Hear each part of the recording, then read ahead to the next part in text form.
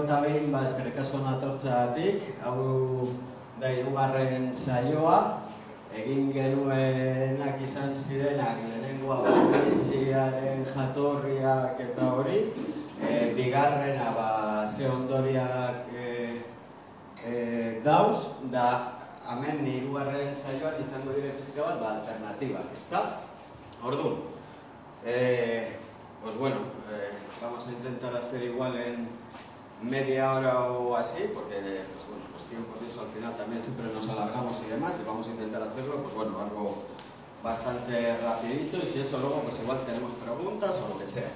Bueno, en principio igual recordar un poco lo que hemos estado viendo los últimos días. Pues en la primera se hizo un poco un análisis de por dónde venía la crisis. Básicamente el planteamiento que se ponía sobre la mesa es que la crisis es un elemento estructural, o sea, no se puede hablar única y exclusivamente de crisis financiera y demás. Sí que es cierto que lo último que estamos viviendo es una crisis financiera, pero lo que nosotros estamos diciendo es que básicamente es el modo de producción capitalista el que genera una explotación, y esa explotación tiene unas consecuencias, que es realmente el modo de producción capitalista el que habría que cambiar de arriba a abajo si queremos realmente tener asegurados una serie de derechos sociales mínimos. Y en ese sentido, pues bueno, por lo menos las características que se plantearon en las últimas reuniones fue un poco eso, ¿no? Qué consecuencias, se veía cómo se estaba mercantilizando absolutamente todos los sectores y todas nuestras vidas, cómo constantemente se estaba sacando beneficio y cómo, mientras que unos pocos se iban enriqueciendo, una mayoría se iba empobreciendo y estaba en situación de exclusión, ¿no? Se dieron una serie de números y demás, se vio cómo cada vez está afectando a más parte de la población el tema de la crisis y sobre todo cuáles son los sectores que están más condicionados por esta situación. Y en este sentido se veía por un lado que eran las mujeres, las personas mayores, la juventud y luego las personas migrantes, los sectores más desprotegidos y los que más en sus casas estaban sintiendo esta situación. También es cierto que decíamos que el propio sistema capitalista está en crisis y sí que es cierto que en los momentos de crisis, como en los que estamos viviendo en estos momentos, se enerva absolutamente todos los problemas que tenemos. Mientras que igual, antes del 2007 no detectábamos, o mejor dicho, el sistema oculta una serie de realidades, y ahí el sistema sí que es muy hábil, y ya entraríamos luego a una introducción que creemos que es un poco necesaria hacerla, ¿no? O sea, el propio sistema está en crisis y es en estos momentos de crisis donde más sentimos estos desajustes, ¿no? Entonces, en ese sentido, nosotros lo que sí que veíamos es que, bueno, existe una explotación total, ¿no? Existe una explotación total y si bien es cierto que, por ejemplo, igual desde los campos sectoriales, desde los diferentes grupos y asociaciones igual, se tiene una visión parcial en el sentido de que, por ejemplo, bueno, las personas que trabajan en una asociación de vecinos igual están mucho más centrados en temas de urbanismo, en temas del suelo, en temas del municipio y demás. Pero nos tenemos que dar cuenta que la fusión de todas esas pequeñas luchas, la del mundo cultural, la del mundo de las ideas, la del mundo de las asociaciones de vecinos, el punto de vista juvenil, el punto de vista de la mujer, eso es que toda esa visión conjunta es la que da la visión de conjunto. Es más, tenemos que intentar tender a ver toda la fotografía, no única y exclusivamente el campo donde estamos trabajando, porque es así donde vamos a ver luego cómo se dan una serie de relaciones.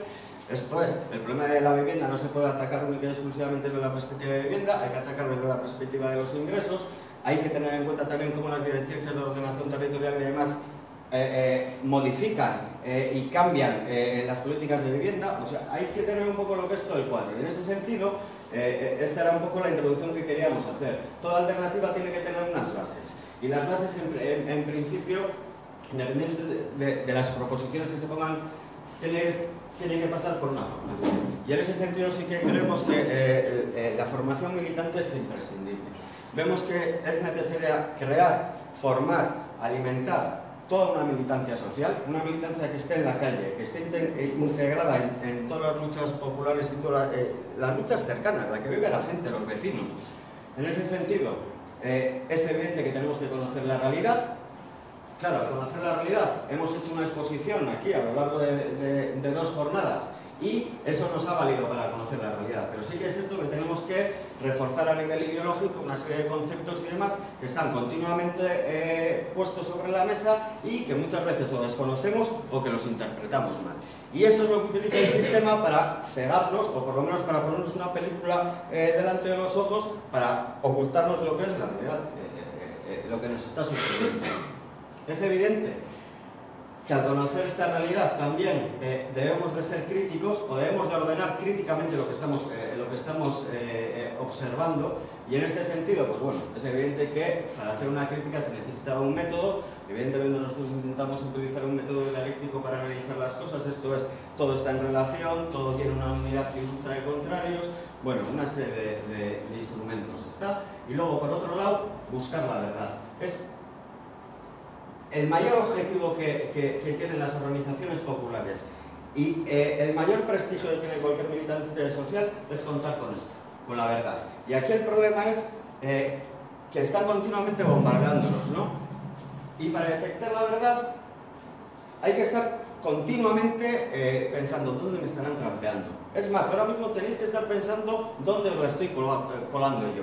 Bueno, es de presuponer que no os la voy a colar, pero bueno, en el caso de que nos la cole, el asunto, para llegar a buscar la veracidad de los elementos hay que buscar las debilidades. Puede que mi discurso no sea correcto y tenga debilidades. Y desde diferentes puntos de vista tienen que nutrir a esta exposición.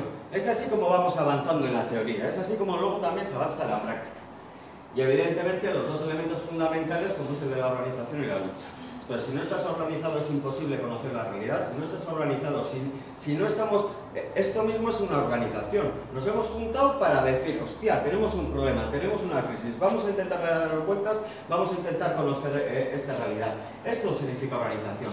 No hay teoría política, no hay forma de pensamiento si no lo hacemos en comunidad.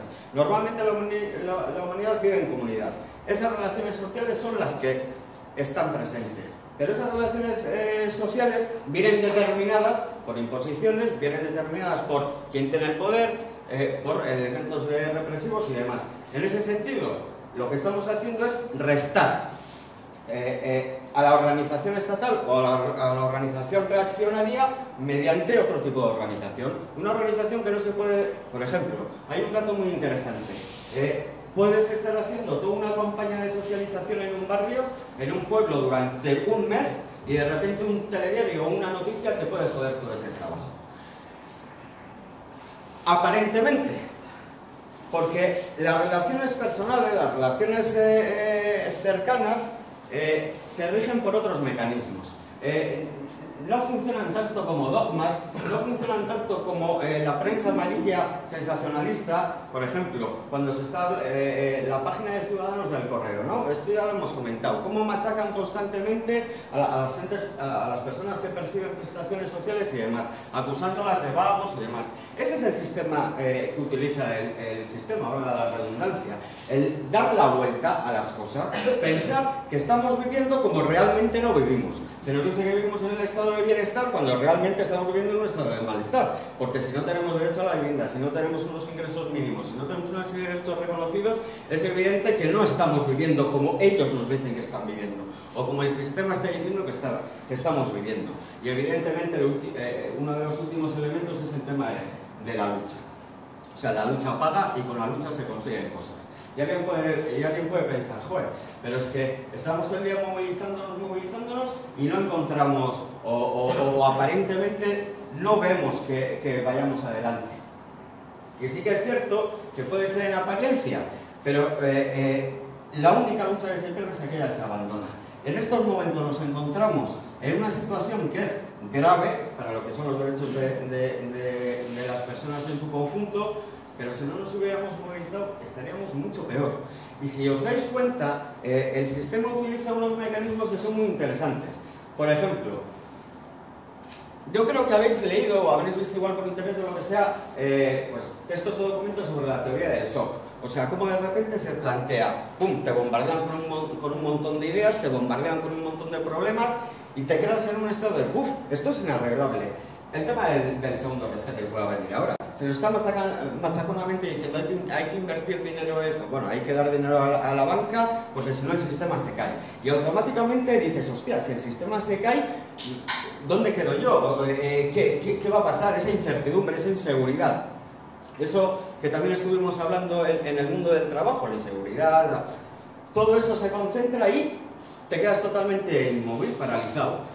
Empiezas ya a pensar a nivel individualista, no empiezas a pensar en el colectivo, empiezas a pensar que yo estoy en paro y es mi problema, soy un fracasado. O sea, todas esas cosas son las que van generando una desestructuración que en definitiva es que no nos hablemos, que no sepamos qué problema tienes tú como mujer, qué problema tienes tú como persona mayor, qué problema tienes tú como joven mujer, qué problema tiene el otro como... Y todas esas problemáticas, todos los problemas vitales, todas esas pequeñas miserias forman el conjunto de la visión estructural de qué es lo que nos está pasando. Por eso es necesario continuamente estar hablando y confrontando ideas. Bueno, a lo largo de este tiempo de crisis, sobre todo del 2007 aquí, sí que es cierto que, bueno, diferentes organizaciones y demás estuvimos dándole vueltas para intentar hacer, por un lado, un diagnóstico compartido y por otro lado, intentar poner una alternativa sobre la mesa. Una alternativa, pues, evidentemente para nuestro pueblo, ¿no? Y lo que sí que veíamos es que hay dos elementos que son importantes para dar pasos en la dirección del cambio social. Y nosotros estamos hablando de cambio, pero de cambio de transformación profundo, ¿eh? Tiene que ser un cambio profundo del actual modelo, o sea, no vale poner partes, no vale, pues, por ejemplo, se está planteando ahora que si se controla todo el esquema financiero, esto puede funcionar. O sea, vamos, limitar eso es simplemente poner parches. Porque ese límite lo han tenido hace 10 años y precisamente son los que levantaron hace 10 años. O sea, en definitiva, lo que hace falta es dar absolutamente la vuelta. Algunos creemos que tiene que ser hablar de la propiedad privada, pero evidentemente vemos que eso es un objetivo estratégico y que antes tenemos que ir acercándonos a ese objetivo. Y por lo tanto hay que poner medidas que sean a día de hoy posibles, viables y además que conduzcan precisamente a que se dé este profundo cambio. Y luego, evidentemente, la necesidad de tener instrumentos para poder llevar a cabo el cambio social. En definitiva, tener soberanía económica. Y esto lo estamos viendo en estos mismos momentos. O sea, resulta que aquí te están diciendo, bueno, segundo rescate, y ustedes van a tener automáticamente que subir el IVA, van a tener que reducir los salarios, van a tener que flexibilizar el mercado laboral, etcétera, etcétera, etcétera. ¿Eso qué quiere decir? Que no tenemos ni siquiera instrumentos. Si es cierto que en Euskal Herria no tenemos instrumentos propios para poder determinar qué tipo de modelo social queremos, en la actual situación estamos viendo cómo a nivel internacional ya se nos está diciendo qué es lo que tenemos que hacer.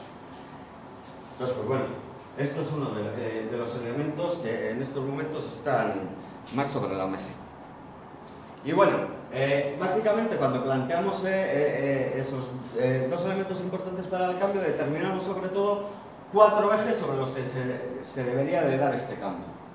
4 ejes, ¿por qué? Sobre todo 4 ejes porque atacan directamente los 4 elementos de explotación básicos que hay en toda sociedad. Por un lado, lo que es la primera derrota histórica que tiene el mundo del trabajo. La primera derrota histórica es cómo el hombre explota a la mujer. La segunda derrota histórica es cómo los pueblos explotan a otros pueblos, que se genera todo lo que es toda la rapiña de esclavista y demás. Evidentemente, la primera gran derrota histórica es cuando el hombre se apropia de la fuerza de trabajo de la mujer, cuando se la reprime y se la considera que es, pues bueno, incubadora de la sociedad y punto y pelota. Y evidentemente, a no ser que alguien me lo niegue, creo que esa situación es vigente a día de hoy. Pero bueno, hemos dicho que el segundo elemento sería el de los pueblos, el de la explotación de unos pueblos a otros. Esto también lo vemos a día de hoy. De hecho, por ejemplo, nosotros pues, artillamos barcos para ir a pescar al Golfo de África y básicamente vamos a quitarles el pescado. No, vamos a quitarles la comida. Eso nos tiene que colocar un poco en el punto anterior cuando estábamos hablando de la crítica. O sea, nosotros vamos a otro sitio a quitarles la comida y cuando ellos vienen aquí a comer, resulta que también vienen a quitarnos la comida. O sea, es tan tramposo el discurso que hay que estar continuamente sabiendo dónde están colocando ellos las mentiras, dónde están poniendo la trampa y además darse cuenta que normalmente funciona siempre como unidad y lucha de contrarios. Esto es, mientras que hay un mínimo de gente que se beneficia, hay un máximo de gente que se ve empobrecida. Entonces, bueno, y el tema de la opresión de la naturaleza o de la madre tierra, ¿no? Entonces, como primer punto, nosotros lo que planteábamos era el reparto del empleo disponible de trabajo productivo y reproductivo, y en este sentido es bastante fácil.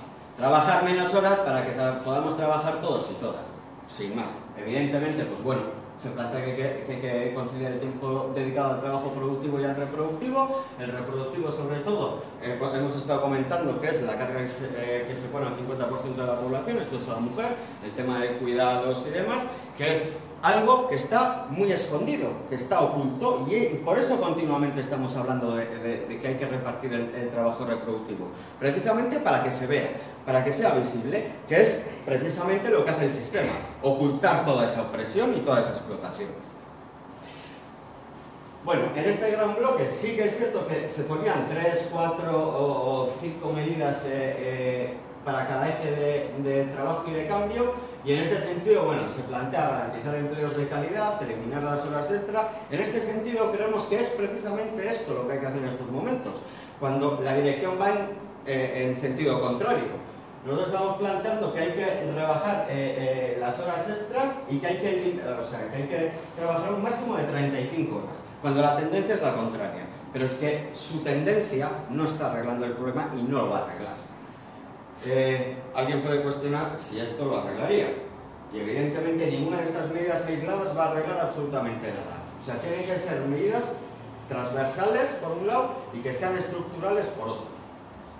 Evidentemente se plantean las jubilaciones a los 55 años y lo de los 55 y 35 horas.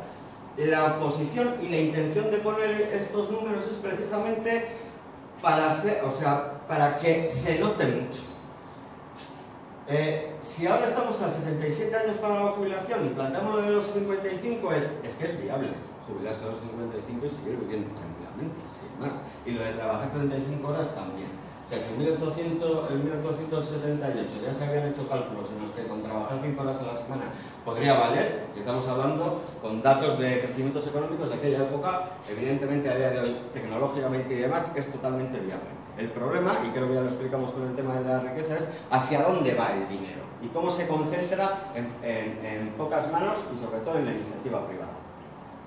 Evidentemente, el reconocimiento del valor social del trabajo reproductivo y su equiparación con derechos, y esto pues, evidentemente lo entendemos perfectamente.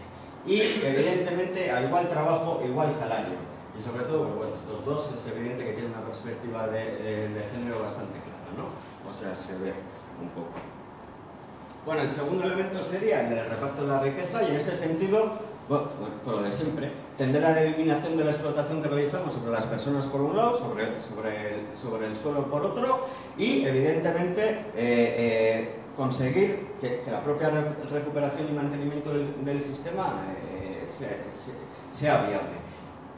Y sobre todo confrontar, como hemos comentado antes, el tema de la individualidad frente a la colectividad.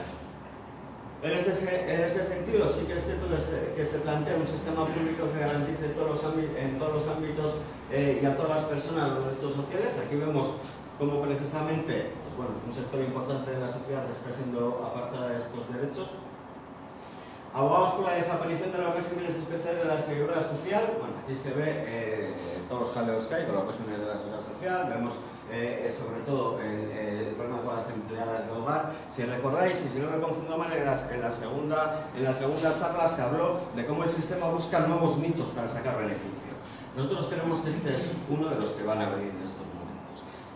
Pero bueno, eso el tiempo nos colocará cada uno en nuestro sitio. Ya veremos lo que pasa. Evidentemente, calcular el umbral de pobreza, y luego vamos a profundizar un poco más en esto, y la reordenación de un sistema fiscal. Esto es el que más tiene que pague más, y el que menos tiene, pues evidentemente que pague menos. En definitiva, pagar en función de las rentas de cada persona. Otro de los elementos importantes es el de la democratización de la economía, y evidentemente aquí puede haber trampa, o esto es, tenemos que estar un poco pendientes de todo, ¿eh? Democratizar. Es difícil democratizar la economía cuando no puedes participar, pero sí que es cierto que hay que empezar a poner un poder diferente al que existe. Ellos deciden continuamente, a todas horas, se decide a todas horas dónde hay que invertir. Tu jefe decide a todas horas qué es lo que va a hacer con tu tiempo de trabajo, a quién va a despedir, cuánto va a pagar y demás. Y en cambio a nosotros no se nos permite decidir continuamente. En el mundo de lo político ya sabemos que se vota cada 4 años, en el mundo del sindical también se vota cada 4 años, y el mayor problema es que en definitiva a grandes sectores de la población no se les deja participar. A nivel político creo que lo de la apartheid en este pueblo es bastante claro, y a nivel, por ejemplo, sindical se ve todas las persecuciones, listas negras y demás que hay circulando por fábricas y demás. Ya sabemos qué significa estar en el INEM en situación de paro, vale, en situación de paro, y las presiones que se están generando. Y evidentemente, pues bueno, apuesta por un modelo económico al servicio de la clase trabajadora y de la comunidad, y no de los intereses privados y sobre todo de las élites económicas. Y aquí habría que hablar, pues bueno, de todos los sectores, tanto el industrial como el de nuevas tecnologías, y sobre todo lo más brutal, o por lo menos pues las dos torres que tenemos en Bilbao, como puede ser el del BBVA y la de Iberdrola. Y evidentemente asegurar la participación de la población, que esto es algo presente pues, continuamente en nuestras reivindicaciones. Sin participación pues, es bastante difícil democratizar la economía, simplemente porque si no podemos planificar, no podemos ordenar, no podemos hablar ni siquiera de los aspectos económicos. Daros cuenta que precisamente los mismos que no se han enterado que había crisis, porque en el 2007 y 2008 nadie se había enterado que estábamos en crisis, resulta que ellos mismos son los que de repente, 3 años más tarde, dicen nosotros nos vamos a sacar de la crisis y nosotros sabemos cómo hacerlo, pero en cambio ninguno de nosotros hemos debatido absolutamente nada de eso. Ahí se ve cómo está prostituido todo esto. Bueno, y por último, cuando estábamos hablando de la explotación de la naturaleza, pues evidentemente lo que se plantea es un desarrollo democrático del ecosistema. Estamos en la misma, o sea, hay que ver, quiero decir, una cosa es, hay que tener claro que tenemos una alternativa, y luego una alternativa táctica para ahora, y luego hacia dónde queremos ir. Hombre, desarrollo, habría que hablar qué es desarrollo, y si el desarrollo de unos pocos es el mismo que el desarrollo de unos muchos. Habría que ver qué es democracia, o sea, habría que hacer así el análisis, pero sí que es cierto que estos puntos de partida permiten que se dé ese cambio. Si nosotros estamos limitando la participación o por ejemplo, si estamos apostando porque en las cajas los compromisionarios por un lado, las personas que tienen cuentas puedan participar, ahí sí que estás democratizando la economía. Si en cambio se hace lo que normalmente se hace desde la institución, que es negar esa participación, pues evidentemente no estás democratizando el sector. En ese sentido, cuando hablamos de desarrollo democrático del sistema, creemos que tenemos que tener en cuenta por lo menos estos 3 elementos importantísimos en estos momentos, porque basta asomarse un poco por la ventana para ver qué es lo que han hecho con Bilbao, para ver qué es lo que están haciendo con Euskal Herria, todo carreteras, todo grandes infraestructuras y demás. Por un lado, calcular la huella ecológica. Bueno, creo que ya comentamos un poco lo que es la huella ecológica. La huella ecológica básicamente es el peso que generamos nosotros sobre la Tierra. Acordaros que el sistema productivo, aquella primera charla que dimos, es todo un círculo. Nosotros extraemos del suelo, producimos, circulamos mercancías por ahí y luego al final generamos desechos. Para que se dé todo ese recorrido, eso es una huella que generas tú sobre el suelo. Y normalmente, daros cuenta qué tramposo es, Por ejemplo, todas las políticas de natalidad, de contracepción y demás, se dirigen al mal llamado tercer mundo. Cuando en cambio, el peso de un niño en el primer mundo es 10 veces mayor que el de un niño en el tercer mundo. Solo con pañales nos podemos imaginar el drama que es esto. Y en cambio todas las políticas de natalidad se destinan única y exclusivamente a los países empobrecidos. Eso creo que nos tiene algo que dar algo que pensar. Por otro lado, garantizar la soberanía alimentaria de nuestro pueblo y evidentemente de las personas que viven en él. A día de hoy no tenemos garantizada la alimentación. A día de hoy dependemos de las empresas de distribución. A día de hoy dependemos de Eroski.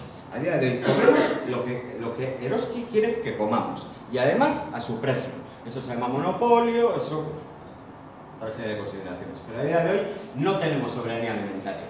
Y por eso sí que creemos que por lo menos pues todo el desarrollo de acercar al productor con el consumidor, el proyecto de Necasareo, el proyecto de poner precisamente en relación a esos sujetos, es una de las vías para, pues bueno, asegurar por un lado lo que es la soberanía alimentaria, dar un profundo cambio y por otro lado mantener unas relaciones sociales totalmente diferentes. Y algo importante como es el de la moratoria de todas las infraestructuras que supongan un ataque al medio ambiente y demás. Sobre todo, teniendo en cuenta qué es lo que supone a día de hoy el tren de alta velocidad, qué es lo que supone toda la construcción salvaje que se está haciendo de vivienda. Ahora no tengo así el dato de memoria, pero es que al año en Euskal Herria se encementa un montón de kilómetros cuadrados de nuestro pueblo. Y es una vergüenza cómo están todas las cimas de nuestros montes y demás. Y todo para que siga subiendo la electricidad, porque es que el viento yo no sé de propiedad de quién es, y cuando nos pongan las hostiadas de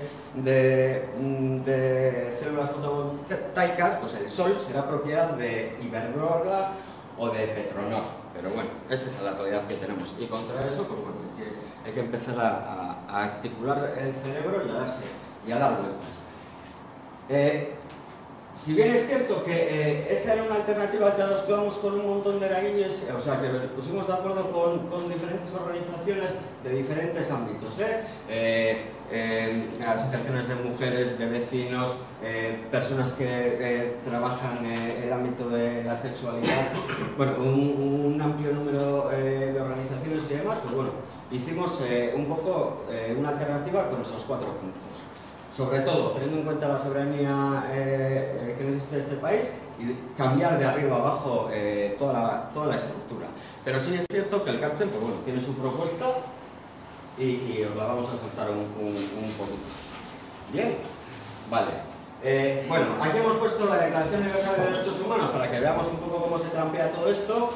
Pues, así de simple. Toda persona tiene derecho a un nivel de vida adecuado y que se le asegure, así como a toda su familia, la salud, el bienestar y en especial la alimentación, el vestido, la vivienda, la asistencia médica y los servicios sociales necesarios. Tiene asimismo derecho a seguros en caso de desempleo, enfermedad, invalidez, viudez, vejez y otros casos de pérdida de sus medios de subsistencia por causas independientes de su voluntad. Bueno, pues es que esto lo hemos puesto porque esto es papel mojado, simplemente. Precisamente lo que queremos es cambiar todo esto. Y daros cuenta, que estamos yendo única y exclusivamente a garantizar algo que ya está articulado por una declaración de derechos sociales. Nada más. No nos estamos cuestionando todavía ni la propiedad privada, ni el orden social establecido, ni absolutamente nada de eso. Estamos intentando poner los mínimos para que se pueda cambiar algo por un lado y por otro lado para que por lo menos tengamos unos mínimos asegurados. Y a ser posible con un poco de dignidad, pero bueno. Bueno, básicamente los mínimos para hacer frente al proceso de precarización son esos. El tema de vivienda, bueno, y aquí habría que hablar del tema de usar la vivienda vacía, el impulsar parques de vivienda pública en alquiler y, evidentemente, atajar todo el tema de los alquileres. Es imposible que a día de hoy haya un alquiler medio de 900 euros, mientras que el salario mínimo internacional está en 650, un poco más de 650. Ingresos dignos, otro de los elementos que consideramos que son importantes. Derechos sociales hay muchos más, pero sí creemos que estos 3 son de los más importantes a la hora de asegurar la inclusión social y, por lo tanto, evadirnos de la pobreza y la exclusión. Por eso consideramos que son mínimos, o sea, para que quede claro. El tema del derecho a los ingresos dignos, o lo más dignos posibles. Entonces, en ese sentido, nosotros lo que planteamos es el umbral de pobreza, como luego vamos a hablar un poquito, me lo paso rápidamente y carril, y participación social activa. Y nosotros cuando hablamos de participación social activa estamos hablando básicamente del reparto del trabajo productivo y reproductivo, por un lado, y evidentemente el de poder tener derecho a todos los servicios sociales y públicos que hay a día de hoy. Estamos hablando de guarderías, estamos hablando de centros de día, estamos hablando de residencias, estamos hablando de transporte, estamos hablando un poco de eso. Esos creemos que son los mínimos para hacer frente al proceso de precarización que estamos viviendo. Sin olvidar que la organización y la lucha es lo único que va a ayudar a dar pasos en la transformación social. Pero sí que es cierto que hay dos elementos que nos parecen interesantes en estos momentos y que son importantísimos. Uno, el de vivienda. Y en este sentido, bien, ¿no? Vale. En este sentido, se nos tiene que garantizar el derecho al uso, y al uso de una vivienda, por un lado. Por otro lado, hay que usar la vivienda vacía. En Euskal Herria a día de hoy hay más de 250.000 viviendas vacías y evidentemente esas hay que ponerlas en circulación. Si es cierto que nosotros planteamos, por ejemplo, que tiene que haber una relación muy estrecha, y esto en pueblos se puede hacer mucho más fácil que en ciudades, y que es cierto que nosotros intentamos hacer una experiencia piloto en un barrio concreto y evidentemente animamos a todo el mundo a hacer la reflexión.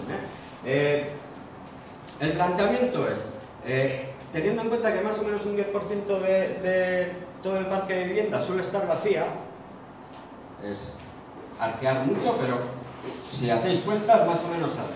Un 10% del parque está vacío. Es intentar detectar dónde están esas viviendas. Y eso se puede hacer sin un gasto, porque ya lo hemos hecho. Esto es, tú coges al vecindario, lo recortas, divides el barrio por sectores y haces una encuesta.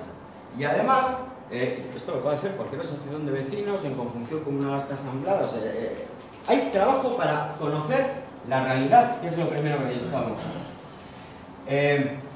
Cogemos, se hace una encuesta y encima estás cogiendo o pillando otros datos que no querías conseguir. Tú solo estás detectando dónde está la vivienda vacía, pero es que además puedes entrar en la revista del barrio, le preguntas qué opina de la revista del barrio y estás sacando mucha más información. Y te estás haciendo un dibujo de realmente qué barrio tienes.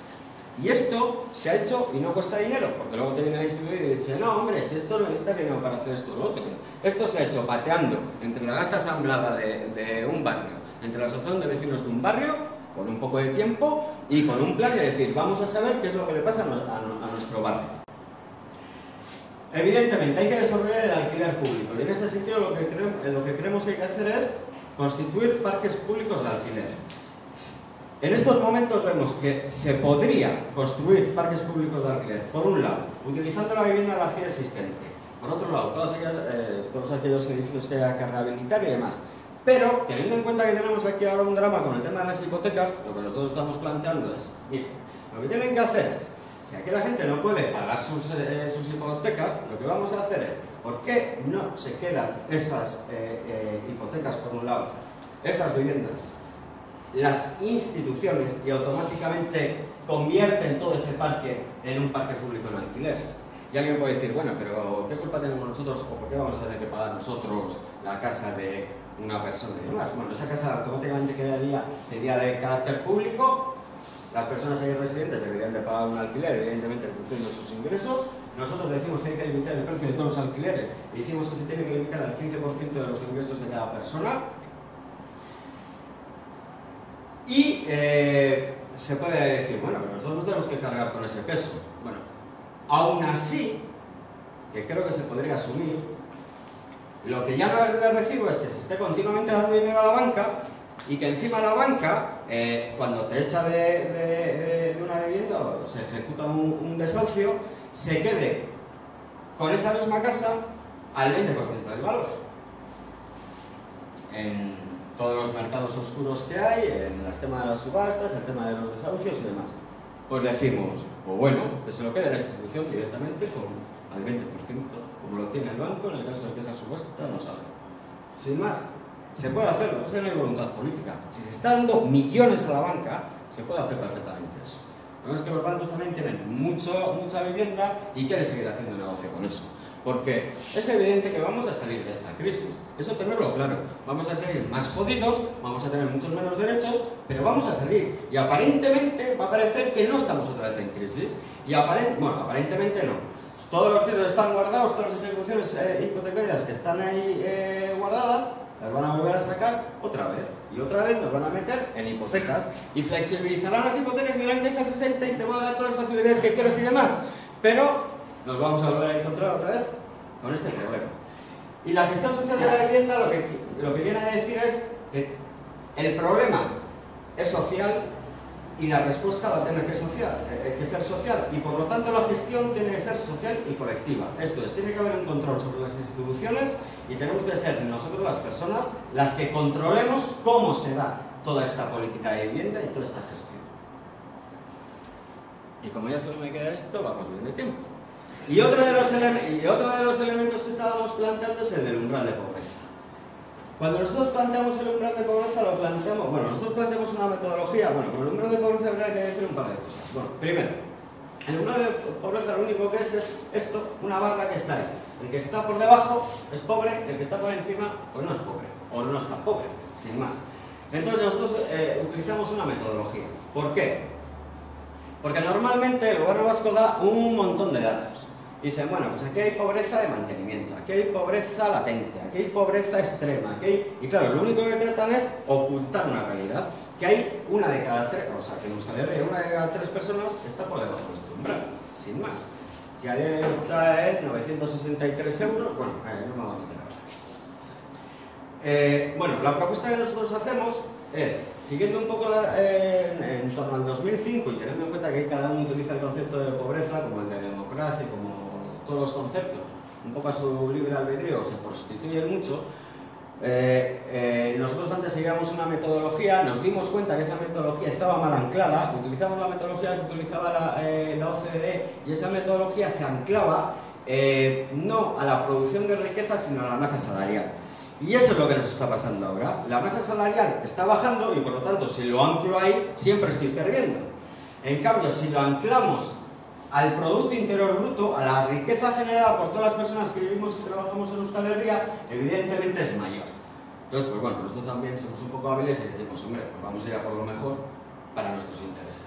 Entonces, en ese sentido, seguimos un poco la metodología que diferentes pues bueno, organizaciones sindicales, gente de la Universidad de Europa estaba planteando en 2005 y más o menos se parió esta idea, que es la de establecer un salario mínimo, lo que es el SMI, el salario mínimo interprofesional, que no sería nunca inferior al 50% del Producto Interior Bruto per cápita. Que esto es el Producto Interior Bruto partido por el número de habitantes de una población, sin más. Ese sería el SMI. Pero, como si es cierto que cuando se hizo todo el tema de la Carta de Derechos Sociales y demás, desde las instituciones se nos decía, pero claro, esto, que es un elemento para parar la precariedad, para no coger cualquier trabajo en precario y demás, nos decían, hombre, pues una persona que no trabaja, si va a cobrar también lo mismo que el salario mínimo interprofesional, no va a trabajar nunca. Y dijimos, vale, nos queréis pillar por ahí, pues vamos a intentar reconducirlo. Y decimos, pues lo vamos a poner un poco más bajo.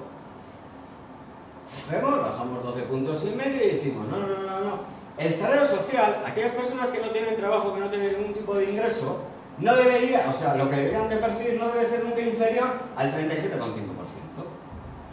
Que a día de hoy es 963 euros, que a día de hoy el SMI está en 648, si no me confundo. Y eso es, básicamente. Sí, ¿no? Un minuto, no me da mucho más. Esto. Pero bueno, en definitiva, lo que estamos diciendo es, bueno, hay que luchar por los derechos sociales, hay que hacer frente a la precarización social y hay que ir transformando la sociedad.